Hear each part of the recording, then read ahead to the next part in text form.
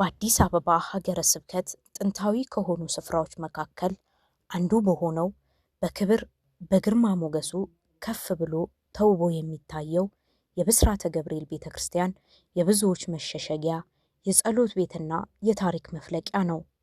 ይህ ስፍራ ብስራተ ገብርኤል ተብሎ ሲጠራ የምስራች አብሳሪው ቅዱስ ገብርኤል ለድንግል ማርያም የሰጠውን ያ ትልቅ የምስራች ቃል በብዙዎቻችን አእምሮ ውስጥ ያቃጭላል። ይህ የታሪክ ማህደር የሆነው ደብር የተመሰረተው በታላቁ ንጉስ በአፄ ኃይለ ሥላሴ ዘመነ መንግስት እንደሆነ ይነገራል። መጀመሪያ አካባቢ በትንሽ መልኩ ተጀምሮ ዛሬ ላይ ለምናየው ግዙፍ ለሆነው ህንጻ ቤተክርስቲያን የበቃው በብዙ ምዕመናን ጥረትና በቤተክርስቲያኗ ጠንካራ አመራር ነው። ደብሩ ለአካባቢው ማህበረሰብ በዓለም ኑሮ በድካም ውስጥ ለሚገኙ የማረፊያ ቦታ እንደሆነም ይነገራል። መሰራረቱ እንግዲህ ቀደም ሲል ይህ ቦታ በአፄ ኃይለ ሥላሴ ዘመነ መንግስት በልጃቸው ተናኘ ወርቅ ቦታ ላይ እንደተመሰረተ ነው የሚነገረው። ታቦተ ሕጉ ከቂርቆስ ቤተክርስቲያን ነው ወደዚህ የመጣው ተብሎ ይነገራል። ቤተክርስቲያኑ በተለያየ ሁኔታ ምዕመናንን ያገለግላል። ይህ ታላቅ ቦታ ነው። ታላቅ እንደመሆኑ መጠን በልዩ ሁኔታ ለምዕመናን አገልግሎት ይሰጣል። ለምን ቢባል አካባቢው ያለው ህብረተሰቡ የሰከነና ብዙ መጓተት ስለማይፈልግ ስብከተ ወንጌሉን በአግባቡ በሰዓት ቶሎ ለመጨረስ እየሞከርን ህዝበ ክርስቲያኑን በእንደዚህ አይነት ቤተክርስቲያኑ ያገለግላል። ሊቃውንቱም ካህናቱም በሚገባ እውቅ ሊቃውንት ናቸው ያሉት። በጣም የተማሩ አገልግሎቱን በሚገባ ለምእመናን እያሳለጠ ይገኛል። የብስራተ ገብርኤል ቤተክርስቲያን ከህንጻው ውበት ባለፈ በውስጡ የያዘው የኢትዮጵያ የጥበብ ስራዎችና ቅዱሳት ስዕላት የአማኙን ዓይንና ልብ ይማርካል። በየቀኑ የሚሰሙት የሰዓታት የቅዳሴ ድምጾች የውስጥ መረጋጋትን ላጡ የሰላም ድምጽ ይሆናቸዋል። ታዲያ ወር በገባ በ19 የሚከበረው የቅዱስ ገብርኤል በዓል በአካባቢው ላሉ ምዕመናን ብቻ ሳይሆን ከመላው አዲስ አበባ ለሚመጡ ኦርቶዶክሳውያን የቃል ኪዳን ስፍራ ሆኗቸዋል። ቅዱስ ገብርኤል አብሳሪ ነው። ለታሰሩት መፈታትን፣ ላዘኑት መጽናናትን፣ ለጠፉት መንገድን የሚያበስር የእግዚአብሔር መልእክተኛ ነው።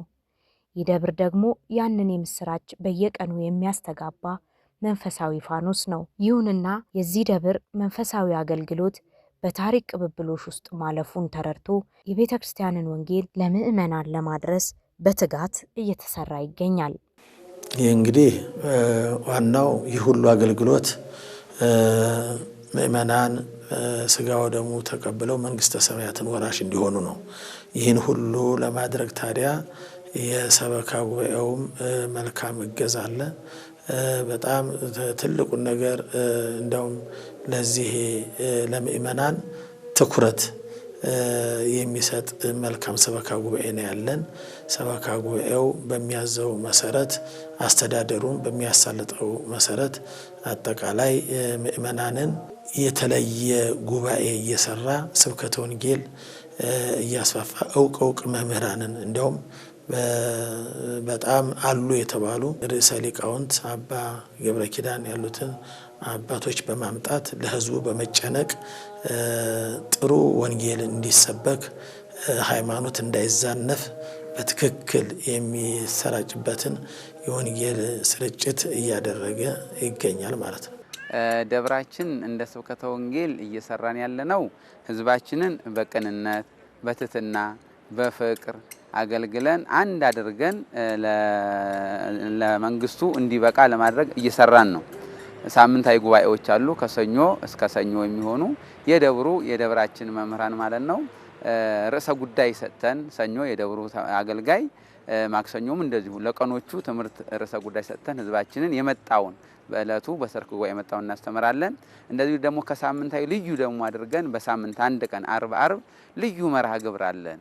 ልዩ ጉባኤ ማለት ነው። በዛ ጉባኤ ላይ ርዕሰ ጉዳይ አድርገን ለምሳሌ ክርስቲያናዊ ስነ ምግባሮች፣ የጸሎት ስነ ስርዓቶች እንደዚሁ ደግሞ ኦርቶዶክሳዊ የጋብቻ አይነቶች ለምሳሌ አሁን በቅርብ ራሱ ከአንድ ወር በፊት የተሰጡ ትምህርቶች ቅድመ ጋብቻ ኦርቶዶክሳዊ ጋብቻ በሚል ርዕሰ ጉዳይ ቅድመ ጋብቻ ምን መምሰል እንዳለበት ኦርቶዶክሳዊ ህይወት በጋብቻ ጊዜ ከጋብቻ በኋላ እንዲሁ ደግሞ ኦርቶዶክሳዊ የልጅ አስተዳደጎች ምን መምሰል እንዳለባቸው ርዕሰ ጉዳይ አድርገን ህዝባችን ይጠቅማል፣ ያንጻል፣ ይለወጥበታል፣ ይጠቀምበታል ያልነውን እንሰራለን። እንደዚሁ ወርሃዊ የቅዱስ ገብርኤልንም በዓል ልዩ መምህራን ጸጋው ያላቸው ህይወቱ ያላቸው መምህራን እየጋበዝን ህዝባችንን በቻልነው መጠን አንድ ለማድረግ ለማጽናናት፣ ለማበረታታት በቃሉ እንዲያርፉ የደብሩ ስብከተ ወንጌል ይሰራል። እንደዚሁ ዓመታዊ ልዩ ጉባኤም ደግሞ በዓመት 5 ጊዜ ማለት ነው በደብሩ ላይ ታላላቅ ከአራቱም አቅጣጫ ከተለያዩ ክፍላተ ሀገር ጸጋው ያላቸው የአራት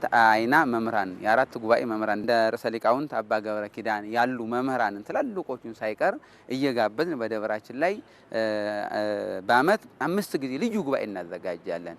ጉባኤ ብቻ ሳይሆን ምህላም ደግሞ ህዝቡ የሚያርፍበት የሚጽናናበት ራሱን የሚያይበት እንደ ነነዌ ጉባኤ እንደ አብይ ጾም ላይ ያሉ ጉባኤዎቹን በምህላ የታጀበ ልዩ ጉባኤ እናደርጋለን። እንደዚሁ ደግሞ ወይ ጥቅምት ላይ ወይ ህዳር ላይ ምቹ ጊዜዎችን ልዩ ጉባኤ አሁን ባለፈውም የ4 ቀን ልዩ ጉባኤ ነበረን። እንደዚሁ ታኅሳስ ገብርኤልና ሐምሌ ገብርኤልን በዓመት ልዩ ጉባኤ አድርገን ጸጋ ያላቸው መምህራን ህዝባችንን በውስጣቸው ያለ ጥርጣሬ ያርቃሉ፣ ድካማቸውን ያስወግዳሉ፣ ተስፋ መቁረጣቸውን እንዲቀጥል ያደርጋሉ ብለን ያመንባቸውን በቃለ እግዚአብሔር ጸጋውም ያላቸው መምህራን እየፈለግን ከአራቱም አቅጣጫ እየፈለግን ህዝባችንን እናጽናለን በመምህራን ማለት ነው። እንደዚሁ ደግሞ ከደብሩ ሰንበት ትምህርት ቤት ጋርም ደግሞ ይሆን ከደብሩ ካህናት ጋራም ይሆን የንስሐ ጉባኤ እንዲዘጋጅ እናመቻቻለን። ከደብሩ ሰንበት ትምህርት ቤት ጋርም ይሆን እንዲሁ አንዳንድ ጉባኤዎችም በጋራ እንሰራለን ማለት ነው። ይልቁንም ደግሞ የእሁድ ጧቱ በልዩ ሁኔታ ነው። በልዩ ሁኔታ በጣም ተጨንቀን ተጠበን ይሄ ህዝብ ምን አይነት መምህር ቢመጣ ማን ቢመጣ ያጽናናዋል። ይልቁንም የኛ አካባቢ ህዝብ ስራ ይበዛበታል፣ እረፍት የለውም። አንድ እሁድ ነች ያለችው። ያችን አንድ እሁድ እንዲጠቀሙበት ነጋዴውም ባለስልጣኑ የግል ስራ ያለው ማንኛውም ሰው መጥቶ ጊዜው ሳይባክንበት እስከ 3 ሰዓት ባለችው ተጨናንቀን ጸጋ ያለው ዘማሪያንና መምህራን ጋብዘን የዕለቱን መዝሙር ማለት ነው የዕለቱን ወንጌል መምህራኑ ተጨንቀው ተጠበው ለዚህ ህዝብ ምንድነው የሚመጥነው ምንድነው የሚያሳርፈው ብለው ተዘጋጅተው መጥተው እንዲያስተምሩ እያደረግን መምህራኑ እያበረታታን ልዩ ጉባኤ እሁድ ጧትም አለን። ዛሬም እንደ ትላንቱ የብስራተ ገብርኤል ደውል ሲደወል የሰላምና የፍቅር ጥሪን ያስተጋባል። የቤተ ክርስቲያን የድንጋይ ህንጻ ብቻ ሳይሆን የኢትዮጵያ ኦርቶዶክስ ተዋሕዶ ቤተ ክርስቲያን ጥንካሬና የተዋሕዶ ልጆች የእምነት ምስክር ነው። ታዲያ ደብሩ ከሃይማኖታዊ አገልግሎቱ ጎን ለጎን በሰንበት ትምህርት ቤቱ በልማት ስራዎችና በበጎ አድራጎት ተግባራት ይታወቃል። ወጣቶችን ኮትኩቶ በማሳደግና መንፈሳዊ ህይወታቸውን በማጎልበት በታላላቅ የሃይማኖት አባቶች ምክርና ተግሳጽ ማህበረሰቡን በማነጽ ረገድ የማይተካ ሚና አለው። ሰንበት ትምህርት ቤታችን እንግዲህ ባለፉት 6 ዓመታት የ60 ዓመት ጎልማሳ ሆኖ በጣም ትልልቅ ብዙ የሰንበት ትምህርት ቤት አባላትን በገዳም የሚያገለግሉ መነኮሳትን ወደ ምንኩስናው ገብተው የሚያገለግሉ መነኮሳት ሴቶችን ማለት ነው እነዚህን ያፈራ ትልቅ አንጋፋ ሰንበት ትምህርት ቤት ነው። ስለዚህ ባለፉት ዓመታት ስንሰራ የነበሩት ነገሮችን አጠናክሮ በመስራት አሁን የጀመርነው የ4 ወለል ህንጻ አለ። አሁን በስኬለተን ደረጃ ኦልሞስት 1 ፍሎር ብቻ ነው እንደ ሰንበት ትምህርት ቤት የሚቀረን። ስለዚህ እዚህ ላይ መላው የሰንበት ትምህርት ቤት አባላት መልካም የሆኑ ከሰበካ ጉባኤው ጀምሮ መልካም የሚያስቡ ቅን የሆኑ ሰዎች አገልግሎቱን እያዩ የሚደግፉ ከዛም ባለፈ እንደ ሰንበት ትምህርት ቤት የምንሰራው ጥሩ ስራ ህፃናት ላይ በጣም ሰፊ ስራዎች ስለንሰራለን። በሁሉም እድሜ ክልል ከ5 ዓመት እስከ 17 ዓመት ድረስ ያሉትን በቅዳሜና በእሁድ እዚህ ግቢ ውስጥ ብትመጡ ከ700 ከ800 በላይ ህፃናት በእያንዳንዱ ምድብ ውስጥ በርካታ ስራዎችን እንሰራለን። ቀላል አይደለም። ህፃናት ላይ የሚሰራው ስራ መስማት የተሳናቸው አሉ፣ ራሳቸውን ችለው ለብቻቸው የሚማሩበት እንደዚሁም ደግሞ የእድገት ውስንነት ያለባቸው ልጆችን በቤተ ክርስቲያን ደረጃ ህፃናትን ሰብስቦ ማስተማር በሰንበት ትምህርት ቤት ደረጃ ትልቅ ውጤት ነው። ከዛ ባለፈ ደግሞ ቤተ አብርሃም የሚባል ክፍል አለን እንደ ሰንበት ትምህርት ቤት። በቤተ አብርሃም ክፍል ውስጥ ደግሞ የሚረዱ አረጋውያን አሉ። በየሳምንቱ ምገባ አለ በእኛ ሰንበት ትምህርት ቤት ውስጥ በየሳምንቱ ምሳቸውን በልተው ከመብላትም ባለፈ ደግሞ አስተምሮ ደግሞ ለቅዱስ ቁርባን ማቅረብ የሚቆርቡበትን ልብስ አስተባብሮ ማሰፋት ልጆቻቸውን ደግሞ አስተባብሮ የነጻ ትምህርት እድል እንዲያገኙ የማድረግ እነዚህ ስራዎች በሙሉ በሰንበት ትምህርት ቤት ውስጥ የሚሰሩ ናቸው። ከዛ ባለፈ ስብከተ ወንጌሉም አብሮን ከሚሰራቸው ስራዎች አንዱ እንደ ሰንበት ትምህርት ቤት አሁን 25ኛ ዙር የደረስንበት በጣም እንደ ትልቅ ስኬት የምናየው ብዙ ፍሬውን የሚያየንበት የቅድመ ጋብቻ ኮርስ የምንሰጥበት አለ። የዚህኛው ዙሮች ይመረቃሉ። ወደ 500 250 የሚሆኑ ጥንዶች የጥር ተጋቢዎችን አሁን እናስተምራለን። ከዛ የሚያዝያዎችን ደግሞ እንቀጥላለን። እንደዚህ እያለን ይሄንን ሁሉ ማነሳው ለምንድነው እነዚህን ሰፊ አገልግሎቶች የምንሰጠው እንግዲህ ባለችን ውስን ቦታ ላይ ስለሆነ የግድ ለነገ ብሎ የሚያስብ ትውልድ ያስፈልጋል። መጀመሪያ ላይ መሬት ላይ G0 የሆነ ቆርቆሮ በቆርቆሮ የነበረ ነው የሰንበት ትምህርት ቤቱ አገልግሎት። ስለዚህ ነገን አስቦ ነገ ላይ እነዚህ አገልግሎቶች ቢሰፉ የኛ ልጆች የተሻለ ነገር ይገባቸዋል። ከኛ የተሻለ አገልጋይ መፍጠር አለብን። እኛ ድንጋይ ላይ ቁጭ ብለን እንደተማርን የነገው ትውልድ ደግሞ የተሻለ ቦታ ቁጭ ብሎ ዘመኑን በዋጀ መልኩ መማር እንዲችል ዕውቀቱን ለቤተ ክርስቲያን ሰጥቶ አፍስሶ ጥሩ ነገር ማድረግ እንዲችል ቢያንስ ቦታውን የሰጡንን በደብሩ በኩል ያሉ አባቶቻችንን እያመሰገንን እኛ ደግሞ ምን ይጠበቃል በግንባታው እንደ ሰንበት ትምህርት ቤት እንግዲህ የቅብብሎሽ ህይወት እንደመሆኑ ብዙ አስተዋጽኦ አድርገው ያለፉ በተለያየ ፋይናንሻል ፖዚሽን ላይ ያሉ የሰንበት ተማሪዎች አሉ። በአገር ውስጥም በውጭም ከነሱ እየታገዘን ምእመናንን እያስተባበርን የህፃናት ክፍል የምናስተምራቸው ወላጆችን በየጊዜው መንፈሳዊ ትምህርት ስናስተምር የምንሰራውን በጎ ስራ እያዩ እነሱም ለዚህ ለምንሰራው ህንጻ አስተዋጽኦ እያደረጉ እንግዲህ ይሄንን 2018 ባንጨርስ ከ2019 ድረስ ጨርሰን ሙሉ አገልግሎታችንን ወደዛ ሙቭ አድርገን እስካሁን ድረስ እንግዲህ ለምሳሌ ሊማር የሚመጣ ሰው ይኖራል። የቦታ ውሱንነት ካለብን የግድ ሞልቷል እንላለን። ቤተክርስቲያን ሞልቷል ብላ ስትመልስ ደግሞ ሰው ቅሬታ ያድርበታል። ስለዚህ ይሄንን ሁሉ አስበን ነው ምንም ሰው የማይመለስበት ቦታ በሁሉም ባሉም በግቢ ቦታዎች ላይ ሁሉ መንፈሳዊ አገልግሎቶቻችንን ስብከተ ወንጌሉን እንግዲህ ተቀናጅተን ነው። ቅድም ሰላም ብዬ ያነሳሁት በጣም ትልቅ ነገር ነው። ሰው አንድ ደብር ተቀናጅቶ መስራት ካልቻለ ከሰንበት ትምህርት ቤት ከማህበረ ካህናት ከአስተዳደር ጽሕፈት ቤት ሁሉም አብረው መስራት ሲችሉ እነዚህ ሁሉ የየራሳቸው አገልግሎቶች ፍሬያቸው የሚታይ በአይን የሚታይ መሆን ይችላል። ስለዚህ እንደ ሰንበት ትምህርት ቤት ይሄንን ህንጻ ጨርሰን በደብር ደግሞ ይሄንን ቤተክርስቲያናችንን ጨርሰን ምእመኑን የበለጠ ከአካባቢውም ከሁሉም ቦታ ላይ እንግዲህ ብስራተ ገብርኤል እዚህ ነው ያለው እንግዲህ ሌላ ቦታ የለም። ስለዚህ ሰው ብስራትን ብሎ እንዲመጣ ገብርኤልን ብሎ እንዲመጣ ባሉት ቦታዎች በሙሉ ደስ ብሎ ከአምላኩ ጋር የሚገናኝበት ስጋውም ጥሩ ሪፍሬሽ አድርጎ የሚታይበትን ቦታ ነው መፍጠር የቻለው። እንግዲህ አገልግሎታችን እግዚአብሔር ይባርክ። ከዚህ የተሻለ እንሰራለን ብለን እናስባለን ከእግዚአብሔር ጋር። ቤተክርስቲያን የህንጻ ስብስብ ወይም የታሪክ መዝገብ ብቻ አይደለችም። እሷ የመንፈስ ምግብ የተስፋ ቃልና የማህበረሰቡ የልብ ትርታ ናት። ፀሐይ ለምድር ብርሃን እንደምትሰጥ ሁሉ ቤተክርስቲያንም ለማህበረሰቡ የብርሃን ድጋፍ ምንጭ ሆና ትኖራለች። በኑሮ ጫና የዛለና መግቢያ መጠጊያ ያጣ ሁሉ ወደ እርሷ ይመጣል። ቤተክርስቲያን የነፍስ ረሃብን በቃለ እግዚአብሔር የስጋ ረሃብን ደግሞ በምእመናን ልገሳ ትመግባለች። ማዕድ በማዘጋጀት ለተራቡት ምግብን፣ ለተጠሙት መጠጥን፣ ለታረዙት ደግሞ ልብስ በመሆን የክርስቶስ ፍቅርን በተግባር ትገልጣለች። ታዲያ የክርስቶስ ፍቅር ማሳያ የሆነችው የብስራተ ገብርኤል ቤተክርስቲያን በዙሪያዋ ደስታ ሲኖር አብራ ትደሰታለች፣ መከራ ሲመጣ ደግሞ ቀድማ ትደርሳለች። በሽታም ሆነ ማህበራዊ ቀውሶች በሚከሰቱበት ወቅት ቤተክርስቲያኗ እጆቿን ዘርግታ የቁስለኛውን ቁስል በጸሎትና በቁሳቁስ ድጋፍ ትጠግናለች። ቤተክርስቲያን ማለት የማህበረሰቡ የጋራ ቤት ናት። ተስፋ የሚታጨድባትና ደግነት የሚለመልምባት ቅዱስ ስፍራ ነች። የሁሉም መጠለያ ናት ቤተክርስቲያን። ኃላፊ አግዳሚው የገጠሪቷን ቤተክርስቲያን በተለያየ ሁኔታ ጧፍ፣ ዕጣን፣ አልባሳት በመለገስ እንዲሁም ደግሞ የተቸገሩ አዲስ አበባ ሀገረ ስብከት ተጽፎላቸው የተቸገሩ ሰዎችንም በመርዳት የተለያየ ገንዘብ በመስጠት እንዲሁም ደግሞ በመንግስትም አካል ከወረዳም ሆነ ከክፍለ ከተማ እንዲህ አይነት እገዛ ያስፈልገናል በሚባልበት ጊዜ እገዛ ታደርጋለች ቤተክርስቲያን። ሁሉንም ነው የምትረዳው። ለመንግስትም ልማት ቀደም ሲልም በእውነት ለህዳሴው ግድብም ትሰጣለች ሰጥታለች። ከዚያም በኋላ ደግሞ ድሆች ችግረኞች ሲቸገሩ ወጪ እያደረገች ትረዳለች።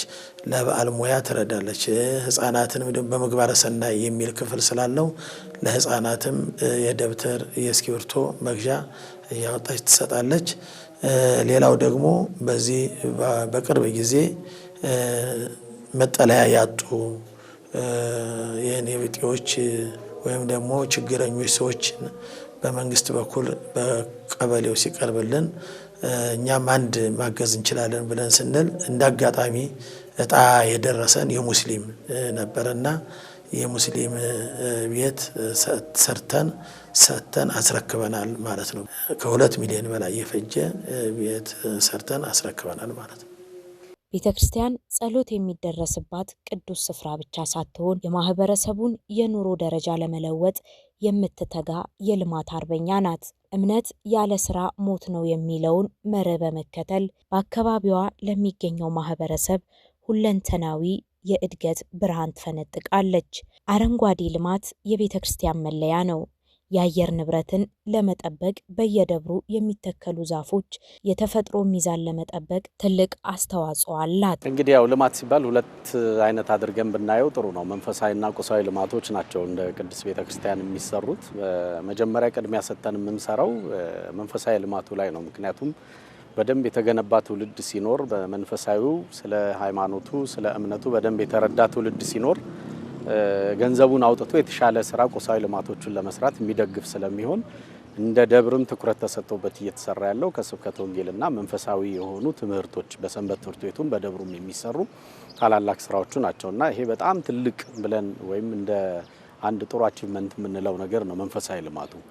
ስለዚህ እሱ ጎን ለጎን ደግሞ ቁሳዊ ልማቶቹ ደግሞ መቼም ሰው በተቀያየረ ቁጥር ሁሉም የራሱን አሻራ እያስቀመጠ ነውና የሚሄደው። አሁን ባለው ሰበካ ጉባኤ ደግሞ ታቀደው እየተሰሩ ያሉ እስካሁንም ድረስ በአይን የሚታዩ በግቢው ውስጥ የሚታዩ ትልልቅ ስራዎች ናቸው ያሉት። ለምሳሌ ብናነሳ ያው መንግስት የያዘው የኮሪደር ልማት መጀመሪያ ሲታይ ያው በብዙዎቻችን ዘንድ የሚያስፈራ የሚመስል ብዙ ጉዳት ያለው የሚመስል የነበረ ነገር ግን ራሱን ችሎ በጣም ጥሩ የሆነ ለደብሩም ለምእመኑም ለአካባቢውም ሰው ጥሩ ኦፖርቹኒቲ ይዞልን እንደመጣ አሁን ውጤቱም የሚያሳይ ሆኖ የምንመለከተው ትልቅ የልማት ውጤት ሆኖ እናገኘዋለን። እሱ ያሱ ከገጽታ ግንባታ ጀምሮ ብዙ አብያተ ክርስቲያናት ላይ ስንመለከት ቤተ ክርስቲያኖቹ ተከልለው የአምልኮትና የንግድ ማዕከላት መለየት እስከማይቻልበት ሰዓት ድረስ የነበረበት ነበረ በፊት በነበሩት ጊዜያት። ኮሪደሩ ሲመጣ ግን እኛም ጥሩ አጋጣሚ ስለፈጠረልን በፊት ለፊት እንደሚታየው የአምልኮ ቦታውን ለይተን የንግድ ማዕከሉን ደግሞ ለብቻው ለይተን የሰራንበት ያ በጣም በምእመኑም በሁላችንም ዘንድ ስንወጣ ስንገባ ደስ ብሎን የምናየው በጣም ትልቅ ነገር ሆኗል። ስለዚህ ምእመኑም አሁን ባለው በግቢው ውስጥ ሰፊ ቦታ ላይ እንደዚህ በሚያምር ግሪነሪው ሁሉም ነገር መቼም ቤተክርስቲያን ውስጥ የመጣ ጥሩ ነገር ይወዳል። ባይኑም ጥሩ ነገር እያየ ከአምላኩም ጋር የሚገናኝበት ቦታ አምልኮ ቦታው ተለይቶለታል። ከዛ ባለፈ ደግሞ የንግድ ማዕከላቱ ራሳቸውን ችለው በደንብ አምረው ተውበው የኮሪደሩንም በማይረብሹ እንደውም በደንብ ጥሩ ገጽታ መፍጠር በቻሉበት እንትን የተሰራው ትልቅ ስራ ነው። ከዛ ባለፈ ደግሞ ቀድሞም የተሰሩ ከአዳራሽ እድሳት ጀምሮ ምእመናኑም ሰንበት ትምህርት ቤቱ የሚማርበት ትልቅ አዳራሽ ነበረ። እሱም በሰበካ ጉባኤውና እንደዚሁም ደግሞ በሰበካ ጉባኤው ምክትል ሊቀመንበር ኢንጂነር አያሌው መሸሻ በሳቸው መሪነት ከገንዘባቸውም ራሳቸው ብዙ አስተዋጽኦ እያደረጉ ከሱ ከአዳራሹ ጀምሮ የነበሩ ወንበሮች ነበሩ። እነሱን ከመቀየር ጀምሮ የጸበል ቦታዎች ነበሩ። የጸበል ቦታውን ይዞታ ከማረጋገጥ ጀምሮ ከዛ ባለፈ በትምህርት ቤት ይዞታም ላይ ክርክር የነበረባቸው ቦታዎች ነበሩ። እነሱን ክርክር የነበረባቸውን ቦታዎች በሕግ አግባብ እልባት እንዲሰጥ በማድረግ እነዚህን የመሳሰሉ ታላላቅ ስራዎች እንዲሰሩ የልማት ስራዎቻችንም በሰፊው አሁን እንደዚህ እያየናቸው እንገኛለን ማለት ነው። ልማት ሲባል መንፈሳዊ ልማት እናስቀድማለን ያልንበት ምክንያት ለዚህ ነው። የኔነት ስሜት ሲመጣ ሰው መንፈሱ በደንብ የተማረ ሲሆን ስለ ሃይማኖቱ በደንብ ሲረዳ እምነቱ የኔ ነው ካለ የሚሰራውም ልማቱም ሁሉ ነገር የኔ ነው ይላል። ስለዚህ ትኩረት ሰጥቶ የሃይማኖታዊ የሆኑ ነገሮች ላይ ስብከቱ ላይ መስራቱ አሁን ለተነሳው ጥያቄ ጥሩ ግብዓት የሚሆን ስለሚሆን አንዱ እሱ ነው። ሁለተኛ ነገር ደግሞ አራያ መሆን የሚችሉ ሰዎች ከፊት ማሰለፍ በጣም ትልቅ ስኬት ነው ብዬ አስባለሁ። በዚህ ደብር ላይ በሰበካ ጉባኤ ምክትል ሊቀመንበርነት የሚያገለግሉት ጋቤ ሰናይት ኢንጂነር አያሌው በአርአያነታቸው ባለሙያም ናቸው። በሙያቸው በተሰሩ የአርኪቴክቸራል በሙሉ የላንድስኬፕም ስራዎች በሙሉ በሳቸው የቀረቡ ስለሆኑ እሳቸው በገንዘባቸውም በእውቀታቸውም የሚያሳዩት ሌላው ደግሞ አንድ ሰው ይሄን ያክል መስራት ከቻለ እኔ ምን ልስራ ብሎ እንዲመጣ እድል የሚከፍት ይሆናል ማለት ነው። ስለዚህ የምናሳያቸው መንፈሳዊም ቁሳዊም ከዛ ባለፈ ደግሞ አድርጉ ብቻ ሳይሆን አድርጎ ገንዘብንም አውጥቶ የማሳየት ስራዎች ደግሞ ሲኖሩ ምእመኑም በተለያየ መልኩ የማገዝ ነገሩን እያየነው ነው። ስለዚህ በደንብ የተማረ ያወቀ ሰው ኃይል ሲኖር ገንዘቡንም ለማውጣት በልማቱም ላይ ለመሳተፍ ፈቃደኛ ይሆናልና እሱን እያየነው ነው። በተለያዩ አጋጣሚዎች እየመጣ በሰንበት ትምህርት ቤቱም አገልግሎት በደብሩም በሚሰራቸው የልማት ስራዎች ላይ ምእመኑ የአካባቢው ወጣት በጣም ፈቃደኛ ሆኖ እያገዘን ነው የሚገኘው። መቼስ የተያዘው የቤተክርስቲያን ስራ ነውና ፈተናዎቹ ማለቂያ አይኖራቸውም። ታዲያ የዚህ ደብር ለፈተናዎቹ መፍትሄ የሰጠበት መንገድ ሁሉም ደብር ቢተገብረው ውጤታማ ሊያደርገው ይችላል። የአመራሩ ሂደት እንግዲህ መቼም ስራ ሲሰራ ብዙ ፈተናዎች ይገጥማሉ። ብዙ ቻሌንጆች ነበሩ። ልማት በሚለማበት ጊዜ ብዙ ፈተናዎች ይገጥማሉ። የተለያዩ ችግሮች ይነሳሉ። ሁሉንም በጸባይ ነው የምንፈታው እኛ ሳናስቆጣ ማለት ነው። የሚጠይቁትን ጥያቄ ምንም ይሁን ምንም በቤተ ክርስቲያን ላይ ቤተ ክርስቲያን ምእመናን የምታገለግል በመሆኗ ጥያቄ ለሚያነሳ ሰው ሁሉ ዝግ አናደርግም፣ ክፍት እናደርጋለን። ትንሽም ቢሆን መልስ ይሰጥበታል ማለት ነው። ስለዚህ የጨረስን እየነገርን እያስረዳን ልማቱ ከተለማ በኋላ ያነሱትን ጥያቄ እንደውም እኛ ተሳስተን ነበረ፣ አሁን ጥሩ ነው ያደረጋችሁት በማለት እንደውም ጽሕፈት ቤቱንም ሰበካ ጉባኤውንም የሚሸልሙ ሰዎች ተገኙ ማለት ነው። ጥያቄያቸው ለቤተ ክርስቲያኑ የተለያየ መጥፎ መስሎ የታየው እንደገና ወደ መልካምነት ሲመለስ ሁሉም የተረዳበት መልካም ነገር እንደሆነ እንረዳለን።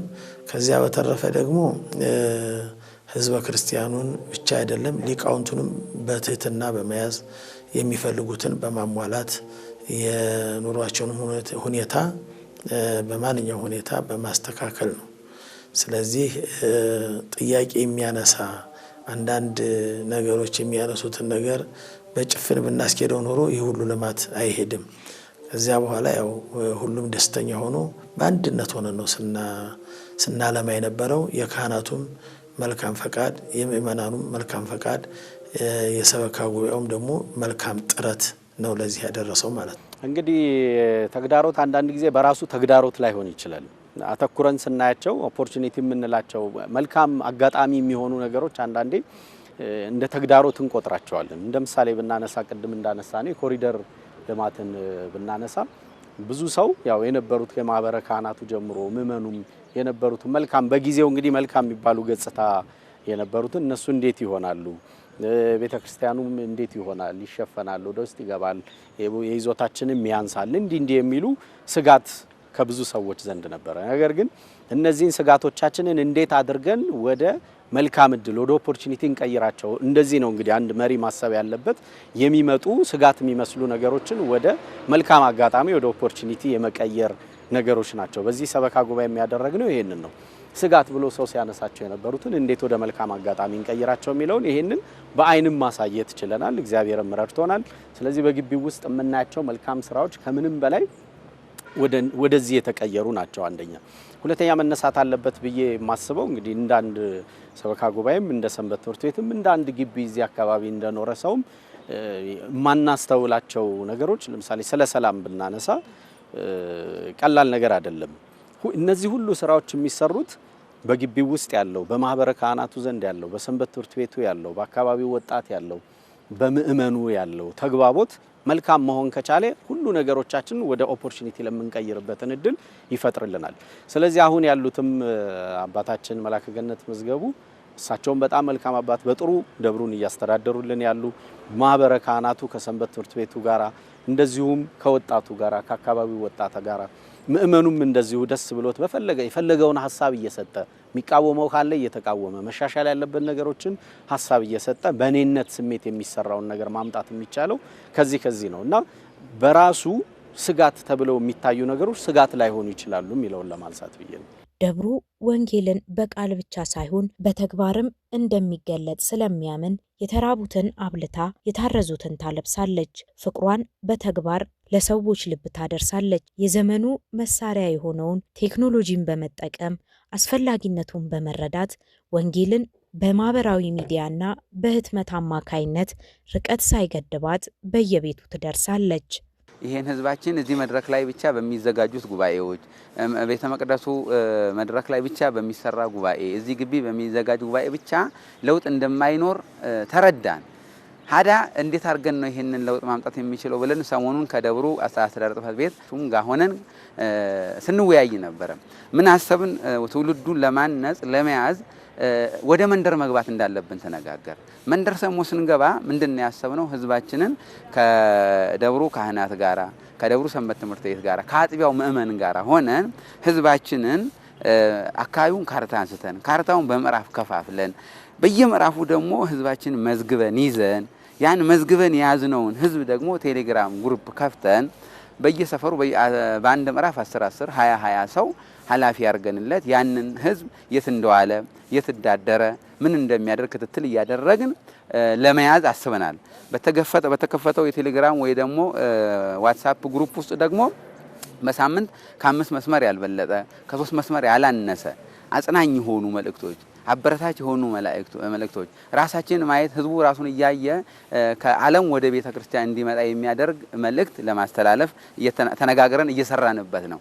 ይሄ ብቻ አይደለም። የአርቡን ጉባኤ በዛ ለመቀስቀስ፣ የእሁድ ጧቱን ጉባኤ በዛ ለመቀስቀስ፣ ወርሃዊውን ጉባኤና ልዩ ጉባኤም ደግሞ ሲዘጋጅ ህዝባችን በዛ ለመቀስቀስ እንደገና የት ዋለ እናትና አባቱን ልጆቻቸውን በአግባቡ እንዲከታተሉ የት እንደዋሉ የት እንዳደሩ ምን እንደሚያደርጉ ያልሆነ ነገር ላይ ልጆቻቸው እንዳይጠመዱባቸው እንዲከታተሉ በነፍስ አባቶቻቸው በኩል እዛ ምዕራፉ ላይ በመናደርገው ኃላፊ ክትትል ለማድረግ ራሳችንን ጧት ማታ ወደ መንደር ገብተን ህዝባችን እየጎበኘን ካልጠበቅነው በስተቀር ህዝባችን እያመለጠን እንደሆነ ተነጋግረን ይሄንን አሁን እየሰራን የሄድንበት ሁኔታ ነው። በጣም ያተረፍንበት ነገር ነው። የቤተ ክርስቲያን ስራ ማለቂያ የለውምና ደብሩ በቀጣይ የረጅምና የአጭር ጊዜ እቅድ በማውጣት ለወደፊት የተሻለ ስራን ለመስራት ማቀዱን እንዲህ ይነገራል። በግቢው ውስጥ እንግዲህ ዋናው ስራችን ወደፊት እቅዳችን የቤተ ክርስቲያኑን መስራት ነው። ነገር ግን ግቢው በጣም የተጎሳቆለ ነበረ። በጥሩ ሁኔታ አልተሰራም ነበረ።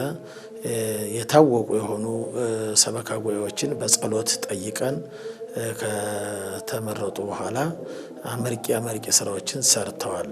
ለምሳሌ ይህን የግቢውን አስፋልቱን በመጀመሪያ እንዲያውም የሰበካ ጉባኤው ምክትል ሊቀመንበር ለኛ ያሉን እኔ በውጭ ሆኜ ሀብታም ይመስለኝ ነበረ። ነገር ግን ብዙ ሰራተኛ ከመኖሩ የተነሳ ገንዘብ እንደሌለው ስረዳ ምእመናንን አምጡ ከማለት በራሴ ገንዘብ ሰርቼ ማሳየት አለብኝ፣ ሰውንም አልጠይቅም ብለው በመጀመሪያ ከ9 ሚሊዮን ብር ያላነሰ ይህን ግቢውን መልክዓ ምድሩን አስፋልቱን ሁሉ ሰሩና ከዚያ በኋላ ደግሞ የቤተ ክርስቲያኑ ብዙ ችግር ነበረበት። የትምህርት ቤቱ ብስራተ ገብርኤል ተብሎ የሚነገርለት የገብርኤል ትምህርት ቤት እዳ ነበረበት። ብዙ ዓመት ሲንከባለል የነበረ የሊዝ እዳ ነበረበት። ያንን የሊዝ እዳ በተለይ እንግዲህ ኢንጂነር አያሌው መሸሻ ገንዘባቸውን በማውጣት የግቢውን አስፋልት በሚገባ ሰሩና ከዚያ በኋላ ደግሞ የሊዝ እዳውን እንዲከፈል ተደርጓል። በመቀጠልም የግቢው ቤተ ክርስቲያኑ ዙሪያ ያሉ የሱቅ ቦታዎች ነበሩ። ኮሪደር በኮሪደር ምክንያት ሲፈርሱ እንደገና ደረጃውን በጠበቀ ሁኔታ ሰበካ ጉባኤው ከራሱም ከደብሩም እያደረገ በሚገባ የተለየ ለአካባቢው ሁሉ ሞዴል የሆነ ሱቅ እንዲሰራ ተደርጓል። በጥሩ ሁኔታ የተደረገ ነው ማለት ነው።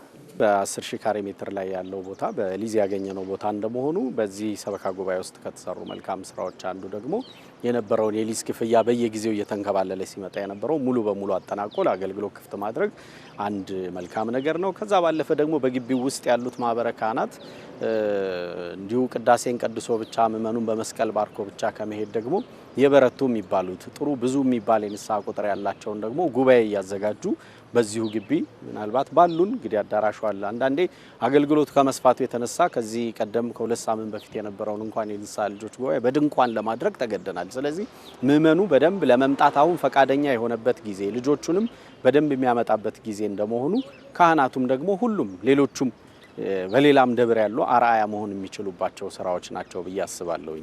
የረጅም ጊዜ እቅድ ተብሎ የሚታየው አሁን እንደምናየው ግቢው አምሯል። ጥሩ ያምልኮ ቦታዎች አሉ። ሰው ሁሉ ነገር ላንድስኬፑ መልካም ሆኖ እናየዋለን። መኪኖች የሚያቆሙበት ለብቻው ነው፣ የሚረብሽ አይደለም። ያምልኮ ቦታው ተለይቷል፣ የንግድ ማዕከሉ ተለይቷል። ወደ ውስጥ ግን ስንገባ ቤተ መቅደሱ በጣም ያንስብናል። ምክንያቱም ከነበረው አንፃር አሁን ላለው ምእመን ህዝቡ ቁጥሩ እየጨመረ ነው።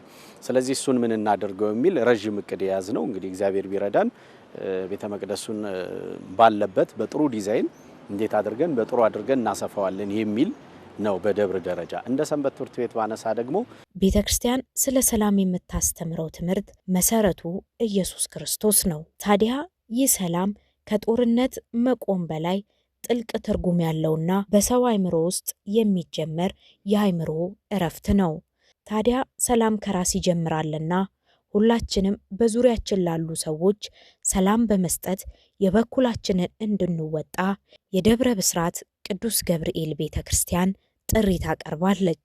ሀገራችን በብዙ ፈተና እንዳትወጠር ጸሎት አስፈላጊ ነው። ያለ ጸሎት ምንም ነገር የሚሆን የለም። በሀገራችን ላይ ለሚመጡ ነገሮች ከውስጥም ሆነ ከውጪ ሁልጊዜ አባቶቻችን በጸሎታቸው ተጠቅመዋል። ጸሎት ማድረግ አስፈላጊ ነው። ሁሉን ነገር የሚመልስ ሌላ ነገር አያስፈልግም። ሁካታ አያስፈልግም። መጫጫ አያስፈልግም። የሚያስፈልገው ጸሎት ነው። ጸሎት ስንጸልይ የሚሆነውን ነገር ሁሉ ይመልሰዋል። የተበላሸውን ነገር ሁሉ ያስተካክለዋል። ሁሉን ነገር የሚያደርግ ጸሎት ነውና እግዚአብሔርም ደግሞ በንጽህና ሆነን በሰቂለ ሕሊና ሆነን የምንለምነውን ጸሎት እንዲቀበልልን በመጀመሪያ ራሳችን ጥሩዎች መሆን ያስፈልጋል። መልካምነት ከራስ ነው የሚጀምረው። ራስ ደህና ከሆነ ሁሉም ይሆናልና ምእመናኑ የሀገራችን የኦርቶዶክሳዊት ተዋሕዶ ቤተክርስቲያን እምነት ተከታይ የሆነ ሰው ሁሉ ሌላውም ቢሆን በእውነት ቤተክርስቲያንን ማዕከል አድርጎ ቢንቀሳቀስ ሁሉ ነገር ይስተካከላልና ሁላችንም በጸሎት እንትጋ፣ ሀገራችንን በጸሎት እንርዳ፣ ሀገራችን ሰላም ያድርግልን። እግዚአብሔር አምላካችን በቸርነቱ በረድኤቱ ባርኮ ቀድሶ ሁላችንንም በሰላምና በጤና ይጠብቀን፣ ሰላሙን ያስቀድምልን ነው ብለው ወስብሐት ለእግዚአብሔር ወለወላዲቱ ድንግል ወለመስቀሉ ክቡር